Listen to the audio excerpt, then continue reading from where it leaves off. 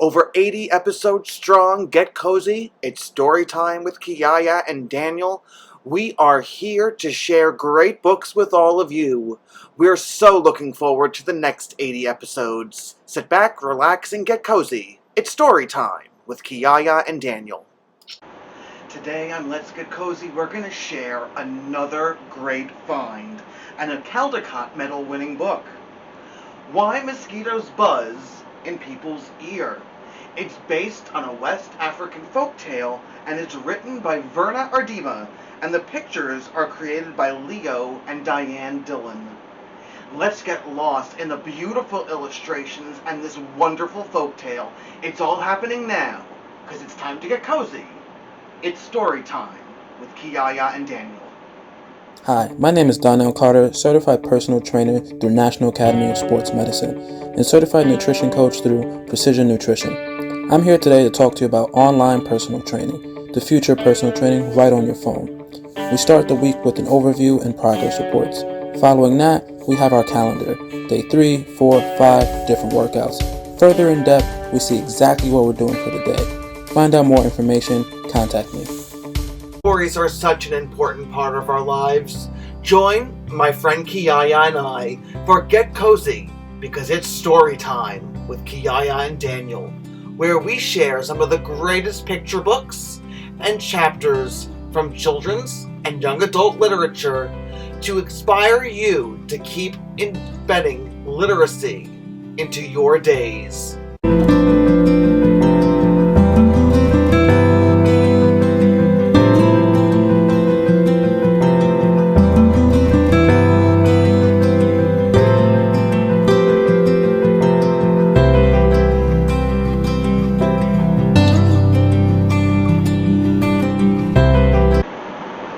One morning, a mosquito saw an iguana drinking at a water hole.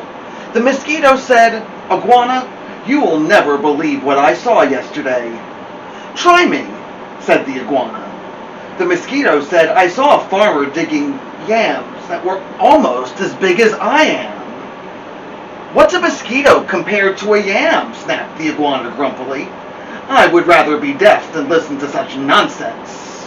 Then he stuck 2 sticks in his ears and went off, meck, meck, meck, meck, meck, through the reeds.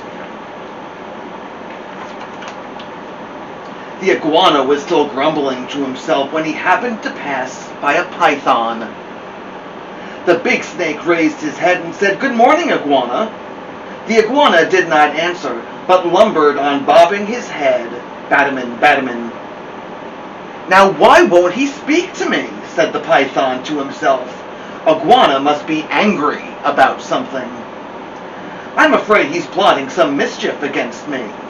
He began looking for somewhere to hide. The first likely place he found was a rabbit hole, and in it he went, wassa-woosa, wassa-woosu, wassa-woosu. When the rabbit saw the big snake coming into her burrow, she was terrified. She scurried out through her back way and bounded, crick, crick, crick, across a clearing. Yeah, aren't these great? I love the pictures in this book. A crow saw the rabbit running for her life. He flew into the forest crying, "Caw, caw, caw!" It was his duty to spread the alarm in case of danger. A monkey heard the crow. He was sure that some dangerous beast was prowling near. He began screeching and leaping, killy-willy, through the trees to help warn the other animals. As the monkey was crashing through the treetops, he happened to land on a dead limb. It broke and fell on an owl's nest, killing one of the owlets. I know, that's so sad. Mother Owl was not at home, for though she usually hunted only in the night, this morning she was still out searching for one more tidbit to satisfy her hungry babies. When she returned to the nest, she found one of them dead. Her other children told her that the monkey had killed it. All that day and all that night she sat in her tree, so sad, so sad, so sad. Now it was Mother Owl who woke the sun each day so that the dawn could come, but this time, when she should have hooted for the sun, she did not do it. The night grew longer and longer. The animals in the forest knew it was lasting much too long. They feared that the sun would never come back. Do you think the sun's going to come back, Kiyaya? I don't know. At last, King Lion called a meeting of the animals. They sat down, pem, pem, pem, around a council fire. Mother Owl did not come, so the antelope was sent to fetch her. When she arrived, King Lion asked, Mother Owl, why have you not called the sun? The night has lasted too long, long, long, and everyone is worried. Mother Owl said, Monkey killed one of my owlets. Because of that, I cannot bear to wake the sun. The king said to the gathered animals, Did you hear? It was the monkey who killed the owlet, and now Mother Owl won't wake the sun so that the day can come. The King Lion called the monkey. He came before him nervously, glancing from side to side. Rim, rim, rim, rim. Monkey, said the king, why did you kill one of Mother Owl's babies? Oh, king, said the monkey. It was the crow's fault. He was calling and calling to warn us of danger, and I went leaping through the trees to help. A limb broke under me and it fell, ta! On the owl's nest. The king said to the council, so it was the crow who alarmed the monkey who killed the owlet, and now Mother Owl won't wake the sun so that the day can come. Then the king called for the crow. That big bird came flapping up. He said, King Lion, it was the rabbit's fault. I saw her running for her life in the daytime. Wasn't that reason enough to spread an alarm? The king nodded his head and said to the council, so it was the rabbit who startled the crow who alarmed the monkey who killed the owlet, and now Mother Owl won't wake the sun so that day can come. I don't know, this is getting kind of confusing. You keeping track? The King Lion called the rabbit. The timid little creature stood before him, one trembling paw drawn up uncertainly. Rabbit, cried the king, why did you break a law of nature and go running, running, running in the daytime? Oh, king, said the rabbit, it was the python's fault. It was in my house minding my own business when that big snake came in and chased me out. The king said to the council, so it was the python who scared the rabbit, who startled the crow, who alarmed the monkey, who killed the owlet, and now Mother Owl won't wake the sun so that day can come. There's going to be a test after the book is finished, Kiyaya. I hope you're paying attention. King Lion called the python, who came slithering, wasu, wasu, wasu, wasu, past the other animals. But king, he cried, it was the iguana's fault. He wouldn't speak to me, and I thought he was plotting some mischief against me. When I crawled into the rabbit's hole, I was only trying to hide. The king said to the council, so it was the iguana who frightened the python, who scared the rabbit, who startled the crow, who alarmed the monkey, who killed the owlet, and now Mother Owl won't wake the sun so the day can come. Now the iguana was not at the meeting, for he had not heard the summons. The antelope was sent to fetch him.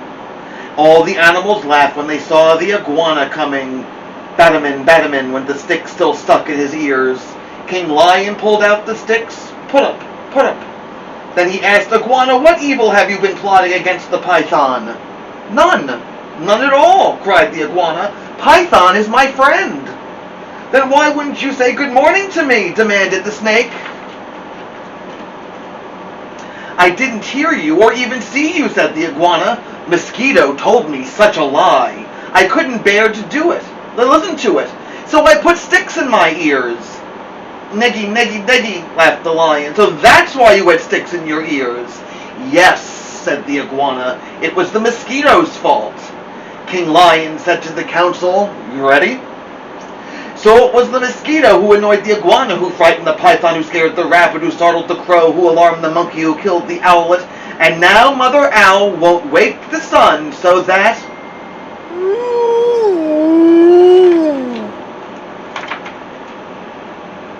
Punish the mosquito, cried all the animals. When Mother Owl heard that, she was satisfied.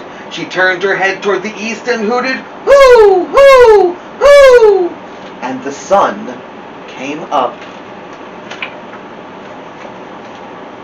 Meanwhile, the mosquito had listened to it all from a nearby bush. She crept under a curly leaf stem and was never found and brought before the council. But because of this, the mosquito has a guilty conscience.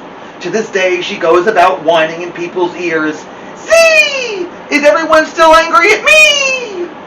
When she does that, she gets an honest answer. Kapow! Why mosquitoes buzz in people's ears.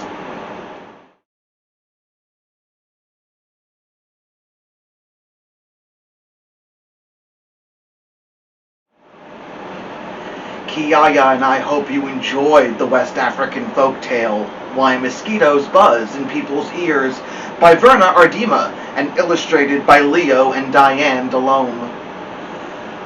The illustrations were incredible, and maybe, I would argue as an artist myself, surpassed the story. And you could probably try to figure out the story by just looking at those incredible illustrations. And so that leads us to our favorite part of our show. That's right, let's get crafty. We'd like you to tell your favorite part of the story with your own illustrations. What part would you choose to tell and why? Paint a painting, draw a drawing, represent it any way that you like. Share your art on our social media, at STITCHINGwolf on Facebook and Instagram, or send it to us through email. Get cozy at STITCHINGwolfdesigns.com. We'll be back next week. Have a great afternoon, a great weekend, and remember, reading is power.